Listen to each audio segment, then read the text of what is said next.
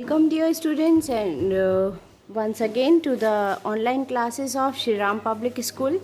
और हमारा second part economics का चल रहा था, इंडियन इकोनॉमिक डेवलपमेंट क्लास 12 के लिए जो कि है। और इसमें second chapter 5 year plans in India goals and achievement, यही टॉपिक हमारा चल रहा था विच इज़ सेकंड चैप्टर।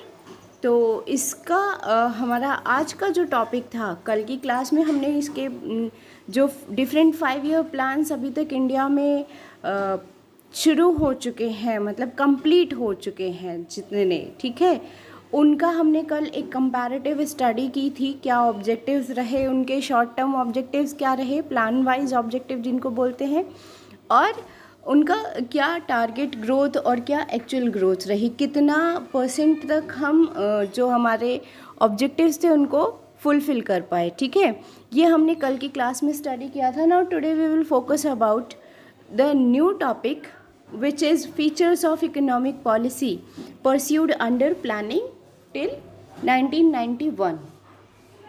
तो इस टॉपिक में basically we will study about कि क्या फीचर्स रहे वो इकोनॉमिक पॉलिसी के जो कि 1991 तक पॉलिसीज़ हमारी चली हैं। ओके, तो 1991 तक क्यों ले रहे हैं उसका भी एक रीज़न है कि आप लोग पहले भी कई बार पढ़ चुके हैं कि 1991 वो रिमार्केबल ईयर था जबकि इंडियन इकोनॉमी ने एक बहुत बड़ा शिफ्ट विटनेस किया था, या कह लीजिए कि इंडियन इकोनॉमी में एक बहुत बड़ा शिफ्ट आया था। वो शिफ्ट कैसा था? In the policies, economic policies of government of India, जिसके हिसाब से इकोनॉमिक पॉलिसीज़ जो है वो 1991 के बाद से टोटली या कह लें कम्प्लीटली चेंज हो गई। और हमारा जो पहले का जो सेगमेंट था, या कह लीजिए कि उसके पहले का 1991 से पहले का एक इकोनॉमिक स्ट्रक्चर पूरा वो अलग हो गया, और इसलिए उसके पहले की प्लानिंग्स को हम एक सेक्शन में स्टडी करते हैं और 1991 के बाद की प्लानिंग्स को हम दूसरे सेक्शन में स्टडी करते हैं। ठीक है, तो अभी इस चैप्टर में आपके 1991 से पहले के जो इकोनॉमिक प्लान्स बनाए गए थे इंडिया में, उनके ऑब्जेक्टिव्स को लेकर, उनके बेसिक प्लान जो ऑब्जेक्टिव्स थे उनके फीचर्स को यहाँ पर डिस्कस किया गया है। ठीक है, और 1951 में फर्स्ट प्लान जब इम्प्लीमेंट हुआ था तो 1951 से 1991 तक के प्लान्स की हम यहाँ बेसिक एक फीचर स्टडी करेंगे। और इसमें देखिए फर्स्ट फीचर जो दिया हुआ है वो है heavy reliance on public sector. Public sector पर कुछ ज़्यादा रिलायंस दिखाया गया था। रिलायंस का मतलब भरोसा, डिपेंडेंसी जो थी इंडियन इकोनॉमी की वो किस पर थी? पब्लिक सेक्टर पे थी। 1991 से पहले जो बेसिक इंडस्ट्रियल पॉलिसी रेजोल्यूशन 1956 का था उसमें 17 इंडस्ट्रीज़ को पब्लिक सेक्टर के लिए रिजर्व रखा गया था। ठीक है, और as against 12 industry earmarked for private sector. 17 industry को रिजर्व रखा गया था पब्लिक सेक्टर के लिए, दैट मीन्स गवर्नमेंट सेक्टर के लिए, और सिर्फ 12 इंडस्ट्रीज़ को ही ओपन किया गया था प्राइवेट सेक्टर के लिए। तो ज़्यादातर जो इंडियन इकोनॉमी का डिपेंडेंसी थी वो पब्लिक सेक्टर पर ही हो गई थी। ठीक है, एक सोशलिस्टिक पैटर्न को एडॉप्ट किया गया था उस टाइम पर, ताकि एक ओवरऑल डेवलपमेंट पूरी इकोनॉमी का और हर सेक्शन का पॉसिबल हो सके। ठीक है, नेक्स्ट फीचर है regulated development of private sector. Regulated development of private sector का मतलब जो उस टाइम का industrial development and regulation act था 1948 का। ठीक है, उसके हिसाब से नई इंडस्ट्रीज़ को तब तक नहीं इस्टेब्लिश किया जा सकता था जब तक कि लाइसेंस और रजिस्ट्रेशन ना हो। ठीक है, इस तरह से आपका बहुत और भी एक्ट्स थे जैसे कि monopolies and restrictive trade practices act 1969 का, जो कि इंडस्ट्रीज़ के एक्सपेंशन को रोकता था। बेसिकली क्या था, देखो कॉलोनाइजेशन के बाद जो हमारे लीडर्स थे दे वर अफ्रेड ऑफ कि वापस से कोई बड़ी कंपनी जो है वो इंडियन इकोनॉमी पर कब्ज़ा करने की कोशिश ना करे और इकोनॉमी पर कब्ज़ा करके धीरे धीरे वो इंडियन एडमिनिस्ट्रेशन पर कब्ज़ा करने की कतई कोशिश ना करे। और इसके लिए किसी भी एक इकोनॉमिक जो आपका सेक्टर है, या कह लीजिए कोई भी एक इंडस्ट्रियलिस्ट को मोनोपोलिस्टिक होने से बचाया गया था, कि वहाँ पर कतई भी कोई भी सेक्टर हो इकोनॉमी का, उसमें किन्हीं भी कुछ लोगों का, कुछ पर्टिकुलर लोगों का कंट्रोल ना होने पाए। इसके लिए बहुत स्ट्रिक्ट पॉलिसीज़ उस टाइम पर बनाई गई थी।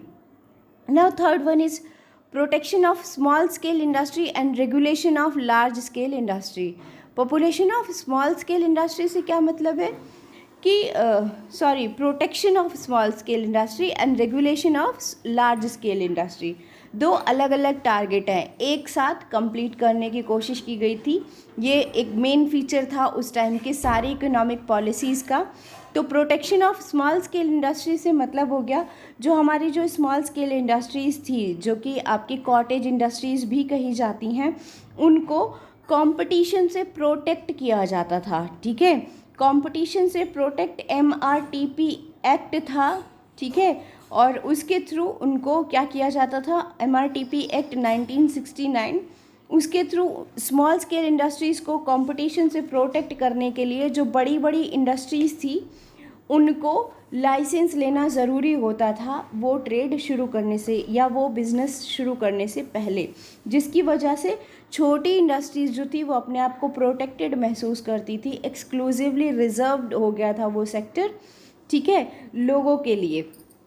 जबकि जो बड़े सेक्टर्स थे आपके उनमें क्या था कि उनमें पर्टिकुलरली बड़ी इंडस्ट्रीज़ जो थी वो इंटरफेयर कर सकती थी, और उनके रेगुलेशन मतलब वो लार्ज स्केल इंडस्ट्रीज़ भी सही तरीके से काम कर सकें। लेकिन जो उस टाइम के इकोनॉमिक प्लान्स थे उनमें ये ख़ास तौर से कोशिश की गई थी कि जो स्मॉल स्केल इंडस्ट्रीज़ का सेक्टर है, कौन सा सेक्टर, जैसे कि आपका हैंडलूम प्रोडक्ट्स हो गए, ठीक है, सिल्क या टेक्सटाइल इंडस्ट्रीज़ के जो भी प्रोडक्ट्स हो गए, उनको प्रोटेक्शन प्रोवाइड किया जाए।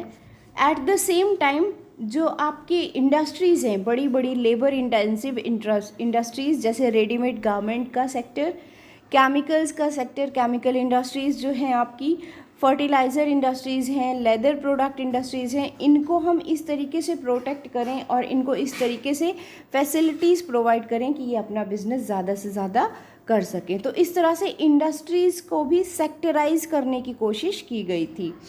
नेक्स्ट फीचर है development of heavy industry of strategic significance.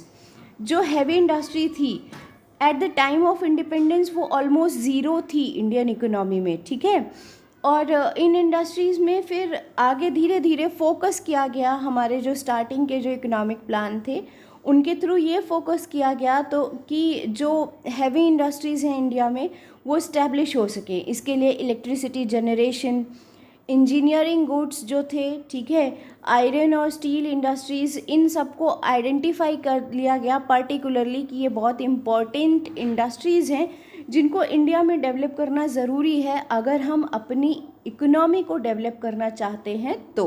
ठीक है, और उसके लिए कोशिश शुरू की गई।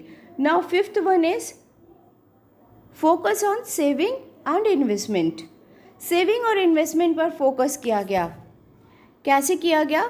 सेविंग और इन्वेस्टमेंट पर फोकस करने से मतलब है लोगों को सेविंग्स के लिए प्रमोट किया गया कि लोग जो हैं अपनी जो अर्निंग है उसका हिस्सा वो सेविंग को मतलब सेविंग के तौर पर रखें, और सेविंग के साथ में उस पैसे को बचा कर घर में नहीं रखना, दैट मीन्स उसको एक जगह पर डंप नहीं करना, बल्कि उसको रेगुलेट करना है in the form of investment, और वो investment through different saving schemes promote की गई।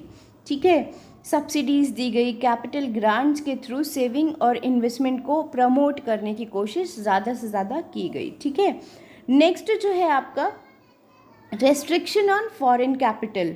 रेस्ट्रिक्शन ऑफ फॉरेन कैपिटल से मतलब देखो, पहले ही मैंने बताया कि कॉलोनियल पीरियड के जो भी हमारी जो गलतियां थी उनसे हमारे लीडर्स बहुत ज़्यादा अवेयर थे, उनसे बहुत ज़्यादा कह लीजिए कि डरे हुए से थे, and they do not wanted to repeat that mistakes again. और इसलिए जो फॉरेन डायरेक्ट इन्वेस्टमेंट था इस पर पूरी तरह से कंट्रोल कर लिया गया।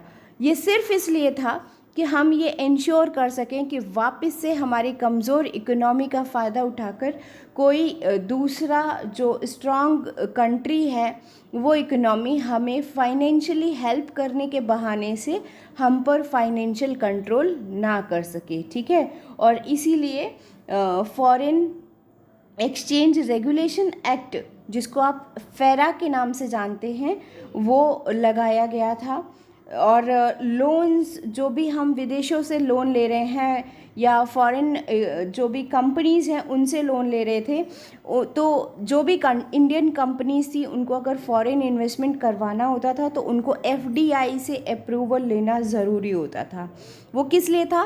ताकि इंडियन इकोनॉमी में इंडियन इन्वेस्टर्स को प्रमोट किया जा सके और फॉरेन इन्वेस्टर्स को कंट्रोल रखा जा सके, ताकि हमारी इकोनॉमी में फाइनेंशियल कंट्रोल हमारे ही लोगों का हो, ना कि किसी और का। ओके, नेक्स्ट जो इम्पॉर्टेंट पॉइंट है that is focus on import substitution. हमारी जो इकोनॉमी थी at the time of independence, या कह लीजिए जब फर्स्ट इकोनॉमिक प्लान इम्प्लीमेंट हुआ तब, इन 1951, I am talking about that year. और तब के टाइम की जो इंडियन इकोनॉमी थी वो लगभग क्या थी कि पूरी तरह से एक कह लीजिए कि इम्पोर्ट बेस्ड एक इकोनॉमी थी, जहाँ पर एक्सपोर्ट्स के नाम पर हमारे पास कोई ख़ास प्रोडक्ट्स नहीं थे जिनको हम एक्सपोर्ट कर सकें। But in the lack of, और you can say in the absence of heavy industries, in the absence of consumer goods industries, जो भी इंडस्ट्रियल डेवलपमेंट था वो हमारी इकोनॉमी का उस टाइम पर ऑलमोस्ट ज़ीरो था, ठीक है। तो इसलिए क्या करना पड़ा था, ज़्यादा से ज़्यादा प्रोडक्ट्स का इंपोर्ट करना पड़ता था उस टाइम पर। लेकिन जो इकोनॉमिक प्लानिंग की गई थी 1990 तक, बेसिकली उसमें फोकस किया गया था कि हम इंपोर्ट को सब्स्टिट्यूट कर सकें अपने ही देश में बने हुए सामान से, ठीक है। It was like domestic production of goods which were imported from abroad. और इसका बेसिक आइडिया क्या था? Basic idea was to save foreign exchange and become a self sufficient, या फिर कह लीजिए सेल्फ रिलायंट इकोनॉमी, ठीक है। और इसीलिए देखिए अभी प्रेजेंट टाइम तक ये ऑब्जेक्टिव आपका काम कर रहा है, मतलब चल रहा है। अभी भी आप देखिए तो time to time our prime minister use to say कि हमें सेल्फ रिलायंट इकोनॉमी बनना है, and for that we need to consume the products which are made in India only. तो मेड इन इंडिया ब्रांड पर इसीलिए focus किया जाता है ताकि हमारे देश का कंजम्पशन का जो पैसा है वो विदेश की इनकम या किसी दूसरे देश की इनकम बनकर ना जा सके, हमारी कंट्री में वो रह सके। Now next feature is protection from foreign competition. Foreign competition से प्रोटेक्शन देने पर पूरा फोकस किया गया था। क्यों? जैसे एक होता है ना कि कमज़ोर एक कोई भी पर्सन है तो उसको एक्स्ट्रा सपोर्ट की ज़रूरत होती है, ठीक है। Like that at that time our economy was also there. और उसमें क्या होता था कि हमारी जो इकोनॉमी थी उसमें जो भी इंडस्ट्रीज़ थी वो न्यूली डेवलप्ड इंडस्ट्रीज़ थी, जिनकी टेक्नोलॉजी भी उतनी ज़्यादा डेवलप नहीं थी, ठीक है। और इस वजह से हमारी डोमेस्टिक इंडस्ट्री को प्रोटेक्ट किया गया फॉरेन कंपटीशन से। जो भी प्रोडक्ट इंडियन जो इंडस्ट्रीज़ हैं, या कह लीजिए डोमेस्टिक इंडस्ट्रीज़ आपकी हमारे देश की, उनके थ्रू जो भी प्रोडक्ट्स बनाए जाते थे, ठीक है, उन पर टैक्स कम लगाया जाता था as compare to the import duty on the same product जिसको कि हम किसी भी और दूसरे देश से इम्पोर्ट कर रहे हैं, ठीक है। मतलब अगर सपोज़ फॉर एग्ज़ाम्पल हम बात कर रहे हैं साबुन की, तो अगर बेथिंग सोप इंडिया में बन रहा है तो उस पर टैक्स कम लग रहा है, लेकिन अगर वही बेथिंग सोप हम बाहर से मंगवा रहे हैं, इंपोर्ट करवा रहे हैं, ठीक, तो उस पर इंपोर्ट ड्यूटी हैवी चार्जेस लगाई गई ताकि लोगों को यानी इंडियन जो कंज्यूमर्स हैं उनको वो प्रोडक्ट महंगा मिल सके और लोग डिमोटिवेट होकर जो इंडियन डोमेस्टिक जो इंडस्ट्रीज़ के प्रोडक्ट हैं उनको कंज्यूम करें, ठीक है, जिससे कंजम्पशन बढ़े, उन प्रोडक्ट्स का डिमांड बढ़े और आगे वो इंडस्ट्रीज़ और ज़्यादा डेवलप हो सकें। इसके बाद जो आपका नेक्स्ट फीचर है, last one, it is centralised planning.